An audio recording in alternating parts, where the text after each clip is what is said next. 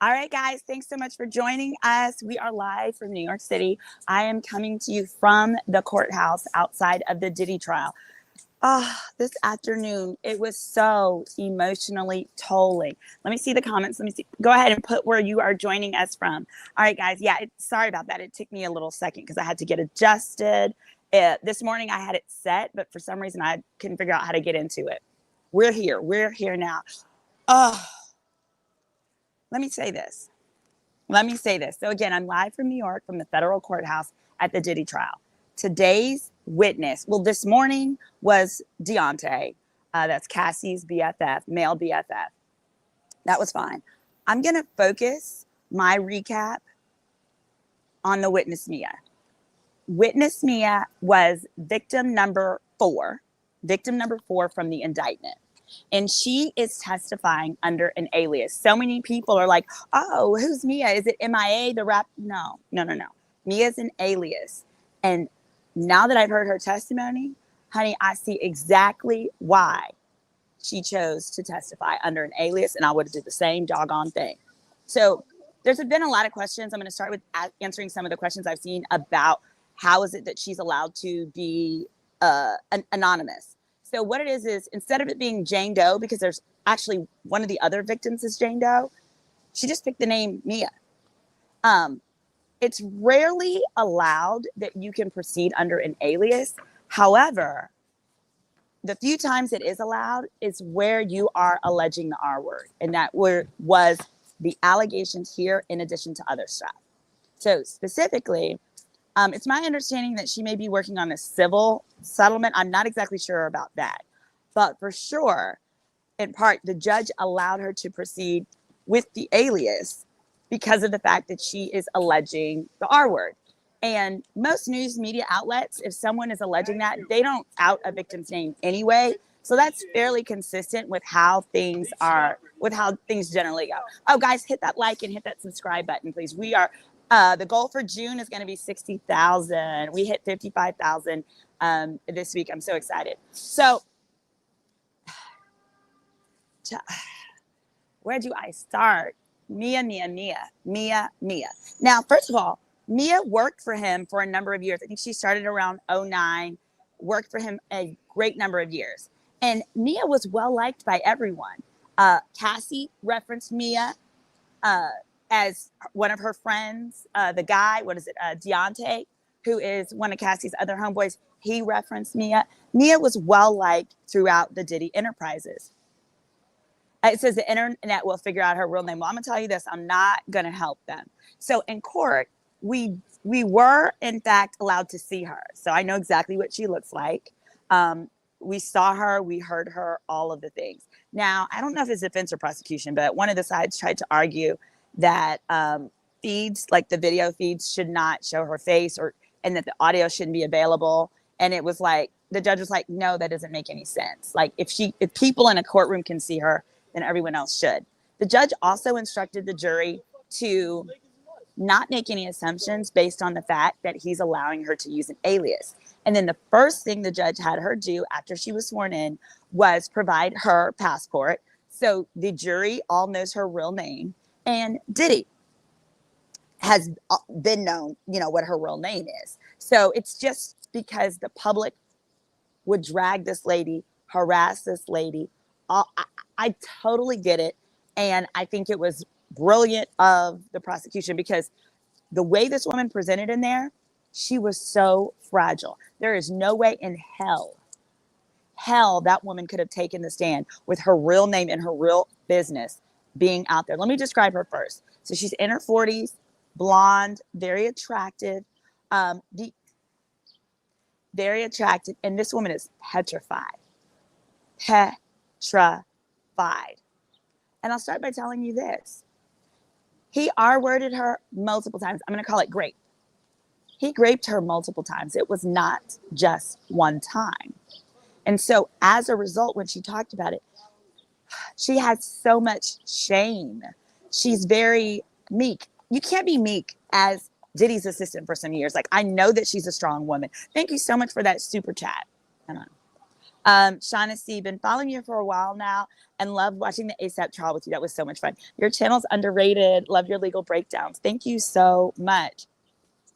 So she takes a stand and she's, you can tell she's like a powerhouse at what she does, which is that she was Diddy's right-hand woman as one of his assistants. He has assistants in California, assistants in LA. She was one of the assistants. And she also helped him form Revolt Films. And she was supposed to get a portion of that, never got any of that. Let's get into the facts and the law. So her testimony was intended to help support forced labor. Forced labor, it's not like, oh, you got to work all day. You got to work extra hours or, oh, you got to do this overtime or, oh, you got to work in a warehouse and lift this heavy stuff. Forced labor can be basically, it's where you are with threats, force, or intimidation, forcing someone to continue in your employment. One of such ways could be forcing someone to take substances, doing that to make them work through the workday or work late. It was allegedly there's supposed to be testimony that's going to be elicited. What the hell is wrong with my computer? Testimony elicited that's going to show that, here we go. Let's show the comments. There we go. Testimony elicited that's going to show that Diddy would give his musicians, dancers, the band, whoever, that he would give them substances and make them take them so they could stay up all night, practice, record, dance, all of the above.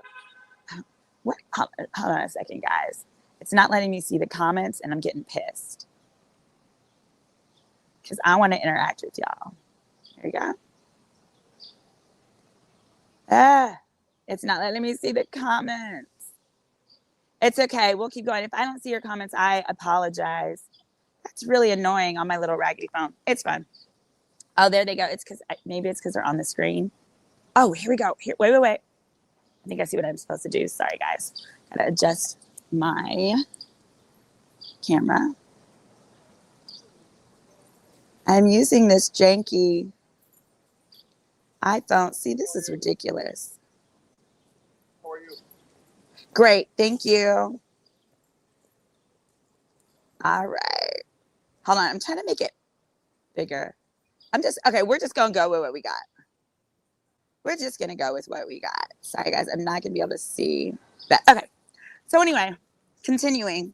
So basically she was she was assistant. She made all of the things happen. And so they got it to testimony where she talked about the violence she experienced with him and the essay. Those are the big things, but also the working conditions. Y'all, child, she started, again, remember, the purpose of her testimony is to help support the forced labor charge. Now, at first I was like, oh, this is really weak. I was like, I ain't trusting this. Because initially what they had her talking about is she talked about the working conditions. And she talked about how she saw Diddy crack Cassie's head open. She talked about how she saw a variety of violent issues, particularly like with Diddy and his temper. Now, let's hop on over to it. And I believe this woman, she either lives like a really regular life where she doesn't want people to know that she went through this, or I wouldn't be surprised if she still works, if she might work in, she doesn't work in the music industry, but working in a different industry where she wouldn't, again, want this to be known. Hold on. Okay, so, all right, so one of the main things she talked about, this was crazy. She talked about the working conditions, how she wasn't allowed to sleep. She talked about how she had to, at one point, like her first few weeks on the job, she stayed up 5 days. She would get Adderall extended. Like, I know all about that. that she had a prescription for that, and she would continue to just take that to get the work done. Well, she said one day, and this is one of the instances she gave as an example of seeing Diddy's violence and his anger. She was saying that, the hell is this? She was saying that she was, what do you call it? They worked the whole day. They got up at 8 in the morning, went out, did whatever they needed to do. Oh, by the way, she lived with Diddy. At that point, with whatever her role is, Diddy wanted them to live in, his workers, to live in his California home. It was huge. It was enormous. She had like a bunk bed. So apparently a bunch of people would periodically live and work there. So they've been out all day working. She gets back and Diddy tells her that he wants her to like run an errand. Go to IHOP, get him some breakfast, go to IHOP. Because at this point, it's like late. It's like middle of the night. That's the only thing open. So she goes to her room so that she can use the bathroom. And Diddy's like, where the F are you going? When I say go, go right now. And she's like, well, I needed to change my tampon. Like she worked so hard all day. Her tampon was full and she couldn't change it. She didn't get a chance to change it. And so he begins to berate her, humiliate her, insult her. There's other people in the house because she's supposed to be getting the IHOP for everyone. He humiliates her, berates her, all that stuff.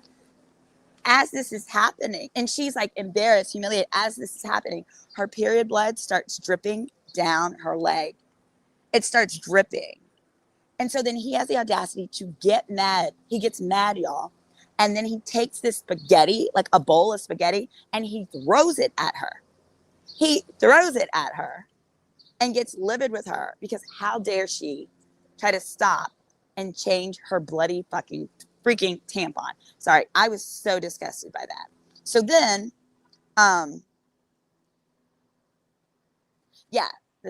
So then she goes in, she talked about substances and what he had around. She said that sometimes there was a time when he wanted her to do ketamine. She's never done that before. She's had like a little party, something here or there, but he wanted her to, I think the first time he gave her MDMA. And she said that, they were like, what did it make you feel like? She was like, I was super happy. I was hugging everyone. I was making new friends. Well, then there was a time at Burning Man, he wanted her to do the big K word. She was like, no, she didn't want to. He insisted, force. Again, that can be part of forced labor, but I don't think that's where they were going with this. I think this example was to show his power. So he's like forcing her, like, no, you need to do it, you need to do it. So she pretends to do it. She kind of fakes it. Apparently, I don't know how to do that drug. Apparently you, what do you call it? You sniffed it, like, I guess you inhale it some type of way. So it was on a table. She puts her face close to it, acts like she sniffs it. He figures out he does it. He goes on to humiliate her. And then he basically tries to force her. He makes her take it. So she takes it. And then she tries to like go off to the bathroom and kind of try to brush a lot of it out of her nose. But that don't work. So then, and mind you, the forcing, the peer pressure, the embarrassing, all of those things to take substances. Dawn talked about that too. Dawn talked about how she too would pretend to take substances that he would insist upon. That's unlawful. Can't do that to your staff. And she said she was particularly scared of the K because she had, on one incident, Diddy had given it to someone, and that person, it was like they were having an exorcism. Okay, they acted a whole fool. Sure, it's my YouTube. It's called Girl, Is That Legal? Are you following the Diddy case? Yeah, I'm breaking it down right now. And nobody wants to believe you. I believe you now. Today, I believe you. Those girls are like, are you following the Girl, Is That Legal? Girl, Is That Legal? Yes, Girl, Is That Legal is my channel. These ladies, these cute girls just walked past. They were like, girl, are you watching the trial? I said, yeah. They were like, girl, he was touching us and nobody believed it. I was like, girl, I believe you today.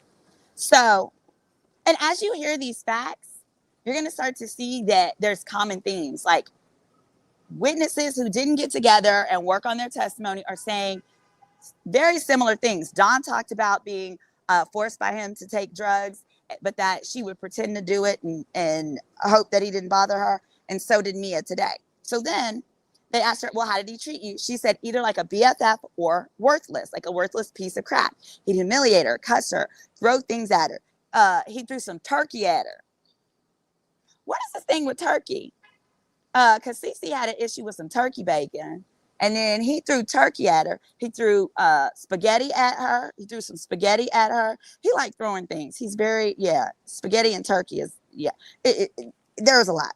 So she was like, it's either one or the other, like Dr. Jekyll, Mr. Hyde. She can't really predict what mood he's going to be in. Now, mind you, he was doing a lot of substances, so that's part of it. But that is not an excuse. That's not an excuse under the law. And he very much used to love bomb her, but on a professional level. So he was underpaying her severely. But what he would tell her is like, man, you're so good. You're doing such a good job. Man, one day you can have whatever role you want at any of my companies. You can have whatever role you want. And she was like, well, you know, I really don't want any particular role. She said, I really just want to develop comedy TV projects. And she said when he would get mad at her, he would take away her credits on the things that she had worked on, like the shows, the programs. He would take away that is such a narcissistic thing to do, but that's also just like some messed up crap. So he'd take away her credits, or he would refuse a project. He would not let a project progress. In other words, messing with her money. So then I just told you about, I told you about the tampon and the spaghetti. So he threw the spaghetti at her. And then,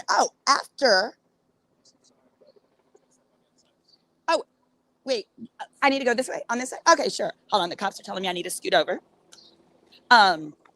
So then, but check this out. After he done threw the spaghetti at the girl, threw it all on the girl while she's trying to change, because he don't want to go change the tampon, he got the audacity after the fact to suspend her. He suspends her. Specifically, he suspends her without pay. HR comes to her and says, yeah, you're suspended without pay. And she's like, for what? He's like, he's the boss and he's king. Then in addition, I talked about on my Instagram, another incident was she was invited. Mia, that's the person testifying. Mia was one of his personal assistants. She's Caucasian. She never dated him. This is critical, y'all. She never dated him. And I'm so sorry I cannot see the comments on here, so I'm not able to like respond to them, but definitely drop your comments below. Hit that subscribe too, guys. So she goes to this party at Prince's house with Cassie. Cassie comes with her. Diddy walks in, like we heard the story before. Cassie takes off running. Baby Cassie takes off running. Diddy chases her, and then Mia starts chasing after him because she's worried about Cassie. Well, apparently Diddy gets a hold of her and just starts, bam, bam, bam. He going to town on Cassie, baby. He going to town on Cassie at Prince's party. Well, you know the king. The king does not play that. Prince didn't play that. Prince had his security break up the fight. It wasn't even a fight. It was a beatdown. Stop the beatdown. And he interfered to ensure that Cassie was not beat no more. And it said to me, I thought about it and I was like, it's a damn shame that Prince, God rest his soul, the man with the blouse, the mascara, the eyeliner, that stuff, that he is the one that had the balls to protect Cassie, that had the balls to say, I don't care who you are, Diddy. You're not gonna whoop on this woman at my party, on my promise, on my property, on my premises, where I have my mineral rights. Good for him, Prince. All right. So the Prince incident happened, and check this out. Afterwards, Mia was chasing after them. She was trying to help Cassie. Diddy suspends her, has HR call her and suspend her without pay. Again. So that's what he does. When he doesn't like you, he takes away your money. Y'all, now you're starting to see why it's considered a RICO when you're doing unlawful things and you're using your business entity to execute it. You can't beat up on your girlfriend, and then when someone tries to help or intervene, you take away their salary. I hear people that say it's domestic violence, but it's now part of a criminal enterprise when you use your job and their job, and they are your employees, to punish them so that you can commit crimes, because that wasn't the only crime that he was committing. So now let's fast forward. So basically, he would do stuff. Then he was fighting with her. She talked about different instances. One time they were on the set with Switch Beats. He got mad at her because the Wi-Fi wasn't working, took a computer and threw it at her head. He said, I don't care if you got to get Bill Gates here to fix the Wi-Fi. You do it. So she was like, okay. And let me tell you, I never seen a woman so terrified in my life. She never looked up, y'all. She never looked up. She fiddled with her hands and she looked down. That's how terrified she was of Diddy. Let me tell you something. If that jury was on the cusp, if they weren't sure that Diddy was dangerous before today, oh, that little white woman got him. Oh, that little white woman. She got him. And I say it because that's what she looked like, right? I'm describing her to you, right? In American society, those are some of the most fragile, the most like relatable, supposed to be type of women. And this jury is super diverse, let me tell you that. However, I don't care what race you are. Anyone who heard this woman's testimony, I broke into tears. So stayed on my face, but I teared up. Any woman who heard this woman's testimony knows, number one, she ain't lying. And number two, this woman is petrified. PTSD, et cetera, et cetera. Let me tell you why. First, I'm going to give you the violent things, and then we're going to go into the essay. All right. So then another thing she experienced, again, all this time, she's been working with him years and years and years. There was another time, she said that when he would do those things, when he would throw things at her, humiliate her, that stuff, she felt terrified, confused, humiliated. She literally said, I couldn't understand what I did wrong to make him be so mad at me. And it was like very clear that she wanted to be the best possible employee she could, the best possible worker. This was like her dream industry, her dream job. And she really like took it personally if you said she wasn't doing a good job, right? So by calling her dumb, stupid, a B, all those things, it really hurt her. And they asked, the prosecution asked her, when he would call you those names, sorry guys, when he would call you those names, did it hurt you? She literally whispered, she said, yes. Like she didn't even look up. Y'all, literally, let me put my head up. She literally looks down. The whole time she was like fiddling with something in her lap. It may not have been her hands, it could have been her dress. She looks down and she was like, yes, yes. It was like, I hate this analogy, but if you've ever dealt with someone who recently revealed, like to their parent, to anybody, that they were like SA'd or molested, but starts with the M, you know what I'm talking about. If you've ever known anyone who's done that, she had every single demeanor of that. And I'm saying to myself, how is this lady, y'all, here's the thing. I'm like, how is this lady still so traumatized today? Like, it's been years since she's worked for him. I don't remember exactly how many, but I was like, she couldn't look up. She never looked at Diddy. But not only did she not look at Diddy, she didn't even look at the prosecutor, and that was a lady. Y'all, it was revealed on the stand. She never told anybody. She was so terrified. She never told anyone about the R's. In fact, after the third one, she just started blocking them out. And then she would like blame herself. I'm going to explain each of those, but she would block them out. And then she said, she just had told herself, well, I'm going to do something different. Next time I'll do something where I'll be able to sneak away and get away. Cause sometimes she'd be able to wiggle out of it. She literally, so what was revealed, the reason she is so fragile, the reason she is so docile, all of that, she kept all of this. She said she was going to die with this secret. She said she never told a soul until after the feds were interviewing her about just her experience with Diddy, period. The first time she sat down with the feds, she didn't even tell them about the R word. That is how, if you know anyone who is, I have multiple people, girls and guy friends, who what they went through like as a child was their SA was so bad that they literally block it out. Let me know in the comments if you know anyone who's ever experienced something like that. So she totally blocked it out, y'all. She didn't tell. What happened was when the feds came to her and were like, we want to talk to you. Naturally, you get an attorney that comes with you. I personally was contacted to represent multiple people, especially some of the actual S workers, to represent them in the negotiations with the government. So she gets the lawyer. And when you sit down with the lawyer's like, I need to know everything. You tell me everything. Don't you keep a secret from me or I will fire you.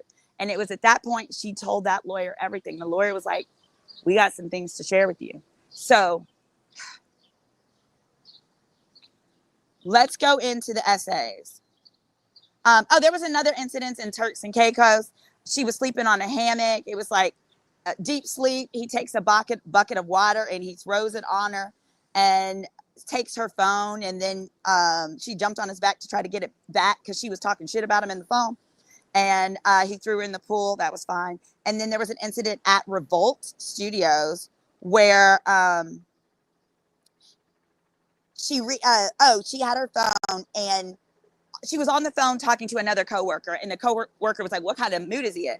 And she was like, "Oh, he's being a jerk." And he was like, "Who are you talking to me? You know, who are you talking about? Whatever." He steals her phone. Now she's terrified. She's chasing to get the phone back because she's again scared he's gonna see the exchanges, because there was apparently like an employee group chat where they talked shit about him. She was terrified of that. So he takes the phone, runs into one of the restrooms, and this was like a commercial restroom at the result office.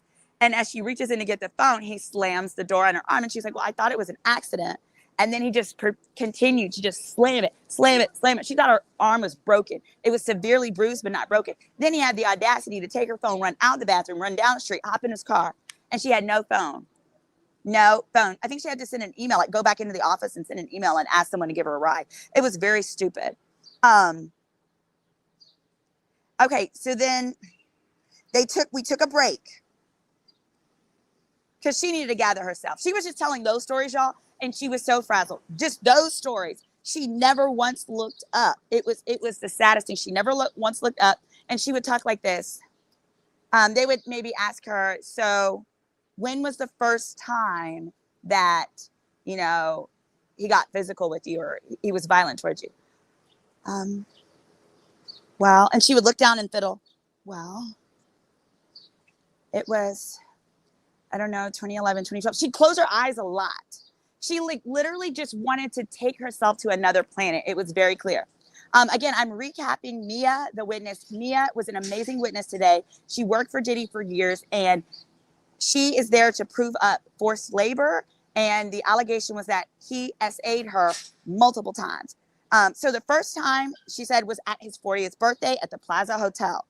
There, he had given her, she had recently started working for the company. He gave her 2 shots. She took them, immediately began to feel woozy. She had not had anything else to drink that day, or not a lot. And she said she was in her 20s, so there's no reason she should have been woozy like that. She said he then kissed her. She didn't want to be kissed, but he kissed her.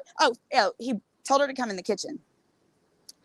And then he cleared the kitchen, made everyone else leave the kitchen, gave her the 2 shots, which she believes were roofied, told her what a great job she's doing, how great they worked together, and that they were going to be spending more time. They were going to be closer together. Oh my gosh, a $49. Thank you, Shauna. Oh my gosh, thank you for the super chat. And thank you, Rita. It says, "Imagine if one of these women defended themselves and took him out. No one would have believed them. Best believe I would have. He would be in the coffin." I'm going to speak to that. Hold on. So the first time was at his house. It was a kiss. He groped her. So he put his hand up her dress and he kissed her, and she said she froze and she was against the wall. She was shocked. She froze. And she said they asked her, she said verbally, she didn't say no. She just like stood there and she was freaked out. Then she said she woke up the next morning in his penthouse. In his penthouse, in a chair. She said the sun was up, but she said she was clothed. She had her clothes on when she woke up. So what happened is she didn't stop working. Then she thought, "Oh, I must have made, surely I don't have it right. I must have made something up. Like that can't be what he was." No, I wasn't roofied. Maybe I didn't have enough to eat. You know, if you've ever, anybody that's been in that situation, one of the first things they want to do, especially when it's someone that you know, or someone that you have to come into contact with a lot, you try to come up with every excuse for it to be anything other than the SA that it is. So that's what she told herself. That was the first time. Then the second time, she was relatively new. She was still relatively new. She was at Puffy's apartment. Puffy called her to come to the apartment. Now, you got to keep in mind, with working for Puff, he will literally like come out in a robe and drawers, no robe at all, just drawers. And he will give you your instructions for the day. He is the king. It is his castle. So she talked about there weren't much boundaries in her job because like she'd have to bring him groceries. She'd have to bring him stuff. So as she gets to the house, Uncle Polly's security is downstairs. And he said something that made her inner alarm go off. Something like, "Oh, I've seen this before," or "Oh, be careful," something like that. So Diddy asked her to pull up. He asked her to look something up on his computer. This was at his house. She does. She's looking at it. And then it's like he leans in to like try to kiss her. he acts like he's like looking close at the computer, but he leans in to try to kiss her. And so she just kind of like wiggles away. It says, oh, she says, oh, I'm sorry. I really got to go use the restroom. She goes to use the restroom. Hold on. Lord of mercy. Hit that subscribe button, guys. I'm your legal bestie, Attorney Simone, giving you a live breakdown of the testimony today from so far the most emotional witness that I've seen, or the most, aside from Cassie, obviously, which is Mia. Mia worked for Diddy for years. So she took the stand and she's talking about violence. She's talking about SA that he did to her. And her purpose is to help prove forced labor. Now check this. So at first, I thought the forced labor was simply going to be, oh, you're implying he roofied her. No. There's more. So then he basically tries to kiss her on the computer. That happened. But he tried to kiss her, but he didn't really. She wiggled away from the computer. So again, what she said is like, there would be these different instances of weird shit that would happen like that. And then she would say, she felt like, oh, this was all in my head. It must have been a silly joke that Uncle Paulie was playing when he said whatever he said. Like, clearly it was all in my head. Now, mind you, she's in her 20s, job, dream industry, all that stuff. Then in around 2010, at his California house, she was asleep in his house. Remember, he would make his workers sleep. He had a room with bunk beds. He'd make them sleep in there, and he had a rule. They could not lock their door. He said, you don't lock no doors in my house. It's my house. She sleep on the bottom bunk and just woke up in the middle of the night to him on top of her. He shushed her. Hold on.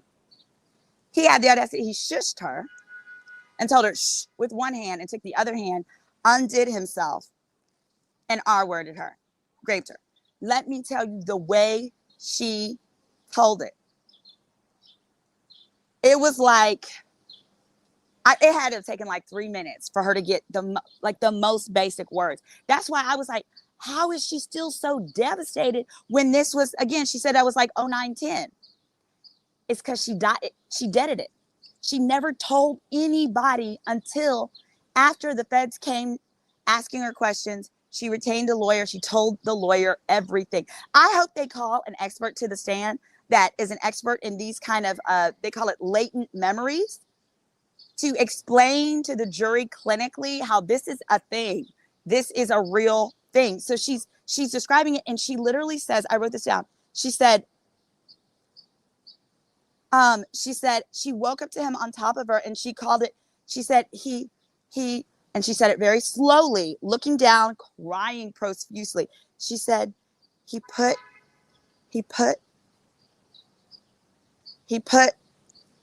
inside of me. Like she didn't even finish the sentence. And then she was like, and then the prosecutor tried to help. It was like, yes. He put himself inside of me. Like she couldn't even use all the words. Mind you, she's in her 40s. And she was so terrified. And then they asked her, how did you feel? She said, terrified, confused, ashamed, scared. She's crying the whole time she recounts this. Then she says, they asked her, how long did it last? She said it was very quick, but it felt like forever. Prosecutor asked, how did it end? Y'all, this woman is so traumatized that she still won't let herself relive or accept what happened to her. So instead of simply saying he orgasmed and it was over, she looked straight down in her lap and she goes, he would never leave a job unfinished. She said it super slow. She was like, he would never leave a job unfinished. And she's crying the whole time, unfinished. And the thing is, it wasn't those boo-hoo, woe is me tears. It was the tears from your soul where they just stream and you can't stop them if you wanted to. She said, she couldn't even say, oh, he orgasmed. She said, he would never leave a job unfinished. The prosecution had to say, so does that means he orgasmed, correct? And she's like, yes. She whispered it. Y'all, that was the first time. Hold on, we're not done. Then there was an additional time. Hold on, I'm gonna pull it all together. We're almost done here. There was an additional time some years later, or I don't know, years. She honestly couldn't tell you how much time had passed, but she said she was told to go in his closet and do something in the closet, organize it or whatever. She goes in his closet. He comes in with his pee-pee out, grabs her head, forces it into her mouth. She froze. They said, what were you thinking? She said, they said, what did you do? She said, I didn't do anything. I froze. And she just cried.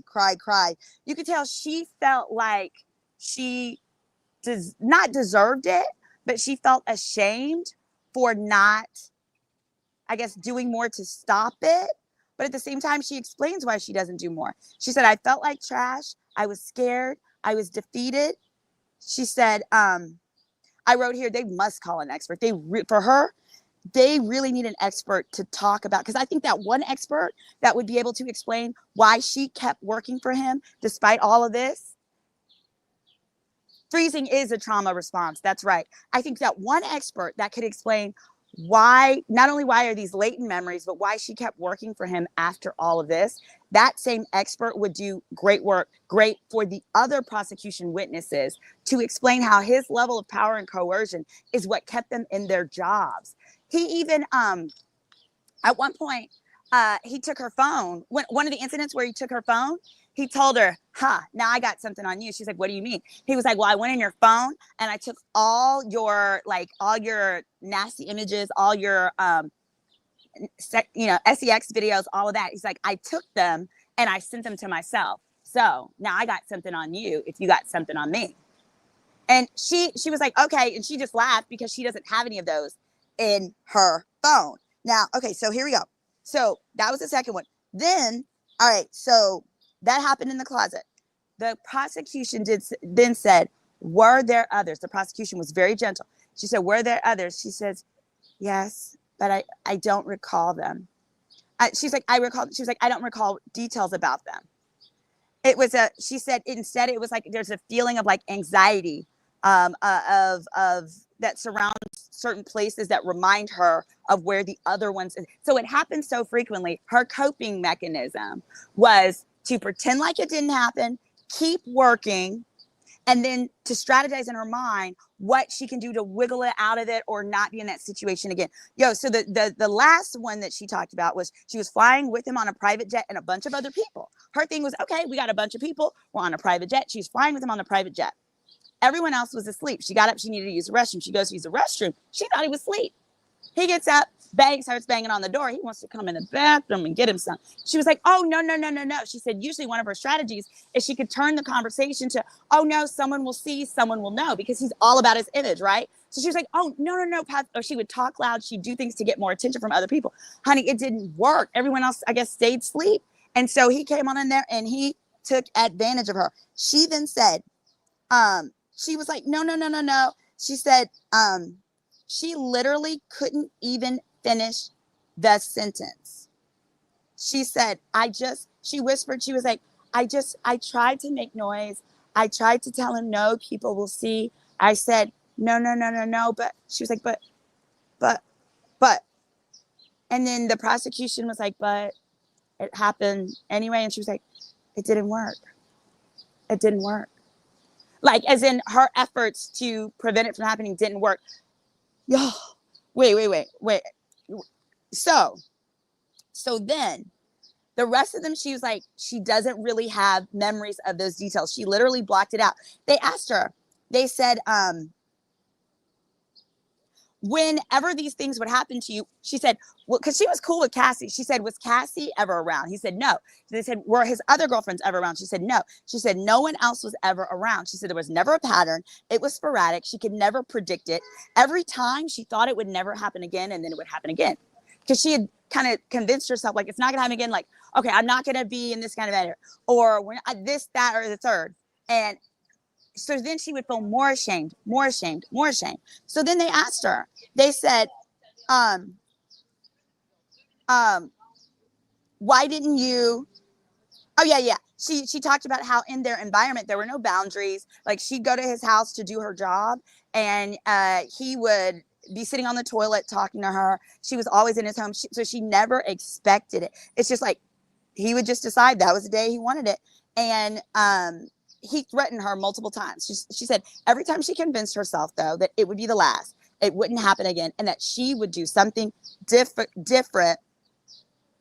to prevent it from happening. That's how she coped with it. That's how she kept her job. Now, fast forward, I'm thinking she still has a good job, and that's why she wants to be anonymous. Because think of it this way: if she was able to, she must have remained in his good graces enough to not be blackballed, right? She never told anyone. She did not tell until the feds came through, baby. So she's remained in his good graces, which means she probably still has a prestigious job, whatever it is, and doesn't want it being known that she was this person. Because can you imagine? Now you see why she wanted to be anonymous? People would drag her. How dare you be a grown woman and work for someone for this long and you let them SA you? You must have wanted, you must have. Baby, people don't get it, but I got it today. And I think people in the courtroom, because this is what she added. She said, they said, well, what would you do afterwards? How come you didn't leave? She said, after, she would keep it moving. She said she'd go back to work, act like it never happened. She would try to squirrel out of it, or being like squirrel out of it if she could. She said, and keep it. They were like, keep it moving. Isn't that a Diddy term? She was like, yep, I would keep it moving. I would keep it moving. So then they said, did you ever say no? Did you ever say the words no? You know, because that's what the defense is going to say. She said, I never said no. He said, why not? She said, one, she froze. She couldn't believe this was happening to her. But also she said, this was so key, y'all. She said, when they said, why didn't you tell Diddy no? You didn't want to be intimate when he raped you. She said, I couldn't tell him no to a sandwich. I couldn't tell him no to anything. You think I'm going to be able to tell him no to sex? She didn't say it in those words because she did not formulate full sentences. It was so, she was so heavy. Her heart was heavy. Her soul, her everything. So her words were, I couldn't say no to a sandwich. She said, I couldn't tell him no to a sandwich. I couldn't tell him no to anything. She said, if I said no, this was so key, y'all. I never thought about this from a victim's perspective. She said, if I said no, he would know that I knew he had done something wrong. Y'all, when I thought of it from that perspective, it's almost like how like my mom has frequently have been like, oh, if you get kidnapped or this or that, or someone tries to attack you, play dead, play dead. That was like a version of playing dead. Because if I say no or stop or get off of me, what you think Diddy's going to do? You're going to come up missing. That's the type of person that comes up missing. Because remember, his goal, protect the brand. Because if you're saying no, if you're fighting back, he then has to worry you're going to tell it on him. And then all hell's going to break loose. So what she said, I couldn't tell him no about anything. I couldn't say no to a sandwich. She said, she said she knew he would fire her, but it was more than firing. He would fire her. He would ruin her. He would ruin her career. And more importantly, he would twist the story into her being a threat or her being aggressive. Now think about it. She's friends with Cassie. You know, the first thing them type of men do is he would have went to Cassie and been like, Cassie, I just want to let you know, Mia ain't no real friend. She came on to me. Yeah. I mean, I did it to her, but she came on to me. She came on me. So then all her friends would be like, oh my God, you knew Cassie was with Diddy and you slept with Cassie. And she's like, whoa. He abused me. He took advantage of me. What are you talking? She knows her boss. She knows her boss. And baby, and that's what he did. Remember, Daniel Phillips, was it Daniel? Or David James, the assistant, took the stand. And he had done wrong. He had grabbed the chef by her wrist. And Diddy told her he needed to apologize and give her a gift. So she does that. He bought her a joint, rolled it for it, gave it to her, right?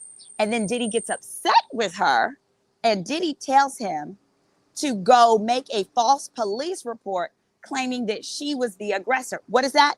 Twisting the story.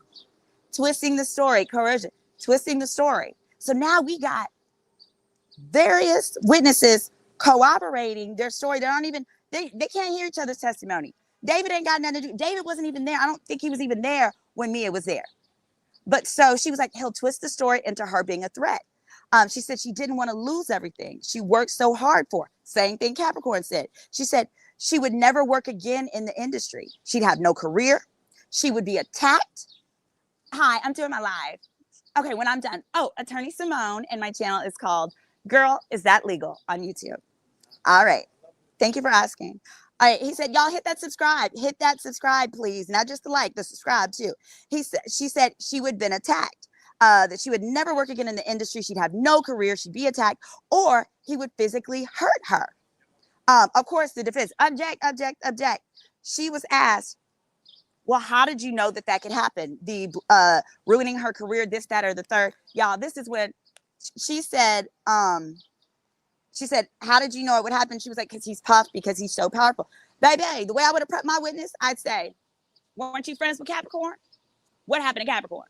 If you are ever asked, what makes you think that would happen to you? You get blackballed. This, you say, because I saw it happen to Capricorn, and I saw it happen to Cassie, and I saw it happen to her, and I saw it happen to her. That way you bring all the testimony together. Now, she didn't do that, but that's okay. She was going through a lot. But here's what she did say, y'all. Here's what she said that was so powerful. She said, this man would hurt. They were like, how do you know you'd hurt? She said, he would hurt her even when it didn't involve sex. Like even when he wasn't RAing her. He would, he threw a bowl of spaghetti at her head, threw a computer at her head, did a variety of different things, slammed her, almost broke her arm. Also, he threatened that he was going to tell everyone and that, sorry. Oh, I was saying, like, he would threaten that he would, he threatened that, he would have threatened that he would tell everyone, including Cassie, as though she wanted it, as an example of how to twist the story. She said she felt scared, trapped, terrified, and like it was her fault. She cried big time when she said that, like it was her fault. She said she never told a soul she was going to die with this. She was going to die with it. Do you know how scared you must be of this man? So this was the part where I said, okay, prosecution, finally you're coming with it. Finally, you're coming with it. She said she was concerned she would have been silenced. She would have been punished. She could have been exiled from her second family. That makes me think whoever her second family is may be related to the music industry, which would also explain why she was like, I got too much to lose, because that industry is so close knit, honey. She was silent. She would have been exiled. She'd be given a horrible reputation, even though she worked her butt off for him. She would be humiliated by Puff or anyone that he was involved with, because that's what Puff does. He's like, nah, you roll with me. You can't hire her like he did with Capricorn. So they asked her, this is what I like. They said, why didn't you tell HR? She said, because HR was only to punish you. You heard me? HR was only to punish you. It wasn't to help. HR would literally, because I spoke previously that there was a time when she tried to help Cassie when he was beating her down, and then HR suspended her without pay. More than once after he was beating up on Cassie. There was another time where he attacked her in some way. HR suspends her with no pay. Got it. So she was saying HR wasn't going to help. She said, and who's going to believe me anyway? She said, think about it. Even Cassie, she was like, she would have been punished. She said she was not. Oh, this was the other thing she said. She said she wasn't going to tell due to her confidentiality agreement. Yesterday or the other day, Capricorn Clark testified to the same thing. Now, we know on this channel that confidentiality agreements do not prevent you from discussing crimes. But again, she's blocking this out. She's thinking this is all employment law. This is a boss argument. So I'm telling you, many of the workers did not think that they could tell. They didn't think they could tell a cop. And if you think about it, these women were in their 20s. Honestly, I don't even know that I knew in my 20s that an NDA didn't protect crimes. I think I did because it took the bar. I don't know. But the average worker that's not a lawyer wouldn't necessarily know this. So they asked her to reiterate, what makes you think that, Puff would blackball you and do all this stuff to you? She said, because he did it to Kayla Faulkner. Kayla Faulkner was also worked for Diddy. And she is who Puff told her to call after Puff slammed Cassie's head into the bed, right? And she jumped on his back and Deontay jumped on his back. That was Kayla Faulkner is who Diddy said, call Kayla. She will, I don't know, take Cassie to the doctor, whatever, but she'll fix it. She'll make it go away. Well, Kayla Faulkner told Kayla Faulkner then told the chief of staff. Chief of staff then told HR. Mia, gets called into a meeting about how they're going to fire Kayla Faulkner and how they were making up, what are they doing? Twisting the story to make up lies on why to fire Kayla. So there was an entire call. It said it had HR, chief of staff, C-suite execs, and the purpose was how to handle Kayla. In other words, how to fire her in a way where they wouldn't have to pay or compensate her due to the fact that they were truly firing her for reporting his abuse of Cassie. Hello, this is Rico, guys. This is Rico. I get it. Some people think it's just DV. When you use your corporate machine to suspend people without pay who report your abuse and do different things, it is no longer just DV, baby. Kayla was then fired.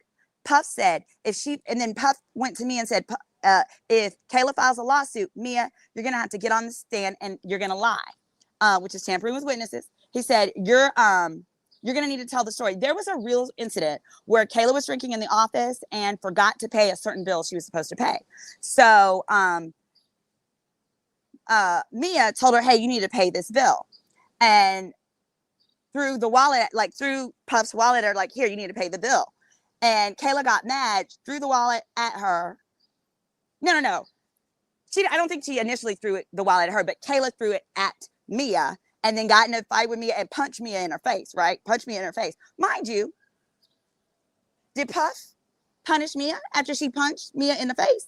After Mia was properly telling her, hey, you need to go pay Puff's bill? Sure did not. He punished the two of them. He punished, girl too. He punished Mia as well. Talking about that you need to keep like better tabs of her, some BS. But he punished Mia as well and suspended Mia, I believe it was, without pay. So then he also said, look, if a lawsuit is filed, he told her what she needs to say. He said, you need to say that she was an aggressor, blah, blah, blah, blah, blah. Basically talk about that event and make it seem as though that's why the girl was fired. So that's how she knew that Diddy would twist the story.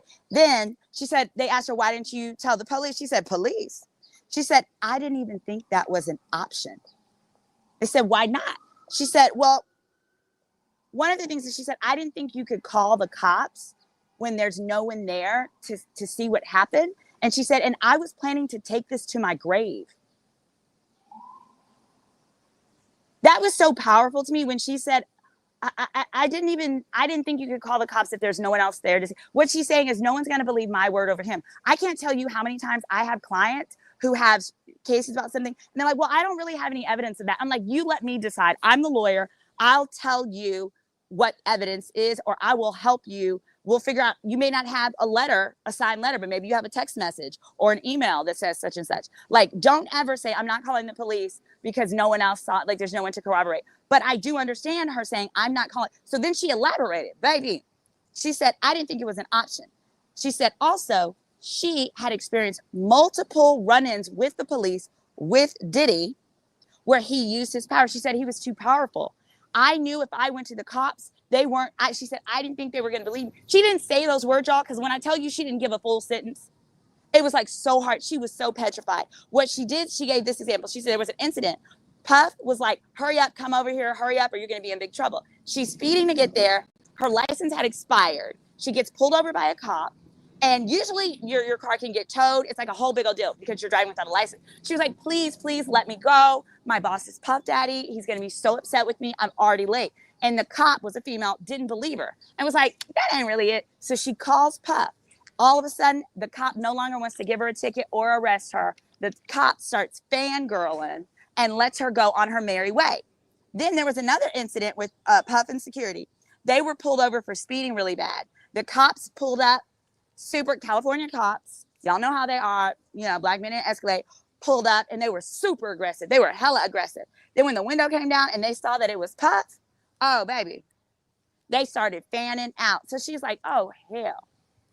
I'm seeing it with my own eyes. This is how the cops act with him. I don't stand a chance. And I work with him, and it happened more than once.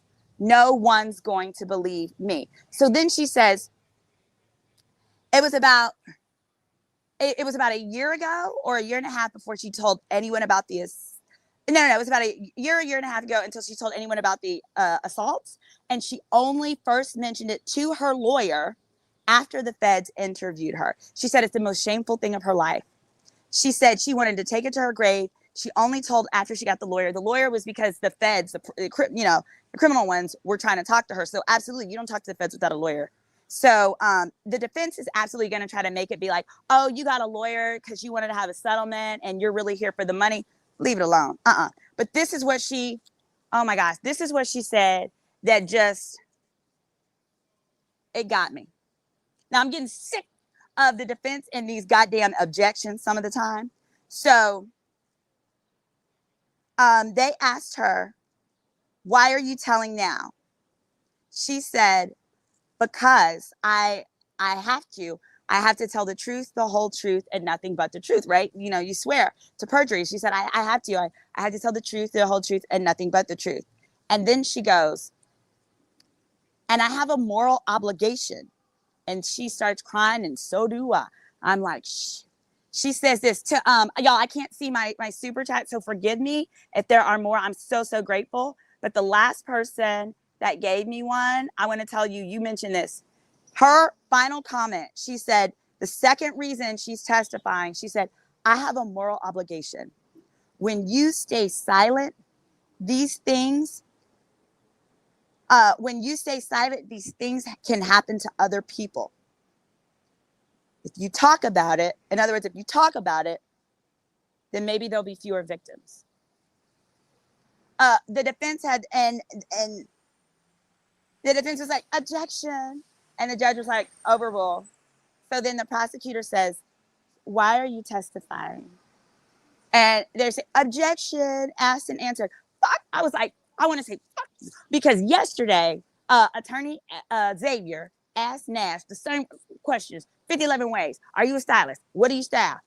He asked him the same freaking question. I wanted to hear her say it again. Say it again for the people in the back. Because you have she feels she has a moral obligation to tell the truth, to warn people, to let people know that this stuff happened to her.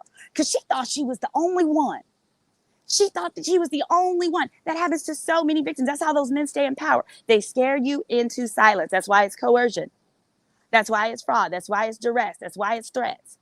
That's why this is RICO, guys. That's why it's RICO. I'm not even going to break down all the elements again. You can look at my video it's like a 3-minute video that I did the other day. Breaks down those elements. But she pinned it on the head. She said she has a moral obligation because the truth is, Diddy was so big, I do believe she would. She also said, I would have come up missing. I would have been hurt. I would have been attacked. Etc. All of that is true. Now is the time because she has the ability to prevent this from happening to anybody else. And let me tell you, before this testimony, I thought, oh gosh, Capricorn. I believe Capricorn. I'm gonna tell you, I believe Capricorn's testimony. But I was like, oh, it's going to be difficult it could be difficult for the jury to get her. But no, Capricorn is saying the same thing as this woman in a different way. And this woman is just so, the fear. It was like my biggest disappointment with Capricorn's testimony from the prosecution is the defense had really good argument that they say, well, if he really kidnapped you, if it was so bad, how come you kept working for him and that you asked him up to a year ago to return? I felt like the prosecution should have established her desperation for money. She has no parents. Both of her parents died when she was fresh out of high school. She has an autistic son. She's been blackballed. She can't work. She can't make the money. She can't, anytime she gets a position, Diddy will prevent that. I wanted to hear them talk about her desperation, that I begged him for a job back. I didn't want to work for him. I wanted a job. And if the only job I could get was through him, taking his mess again, then so be it, because I got to feed my child. But they didn't elicit that. That's why you got to go there, right? But it's, it's a 6-pack of white women. They're doing the best they can. But this lady, with the examples she elicited, see, they didn't even ask Capricorn, like, well, they didn't ask her, like, were you desperate for money? Like, why is it that you kept coming back? They didn't even get into that. And part of it may have been the defense objections. But this woman was able to articulate. She was like, I would have lost it all. More than that, I've seen him do it to other people. That was so powerful, y'all. I'm your legal bestie, Attorney Simone. I am so sorry that I can't see the comments on the side, but drop your questions below. I will be happy to answer them. I have an additional video that I'm going to make.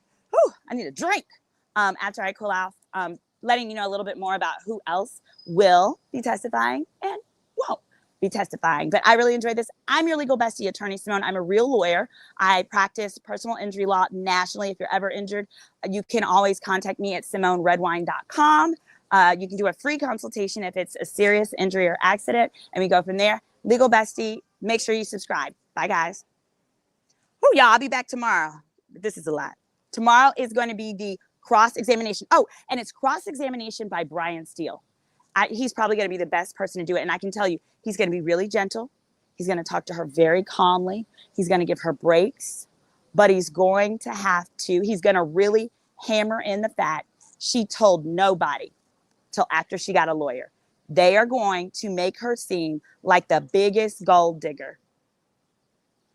But honey, them tears I saw, you can't fake that. No. That is exactly what it looked like when I had clients who were SA'd. Children, teenagers who are same exact demeanor. Bless her. All right, see you guys tomorrow. Your legal bestie, Attorney Simone.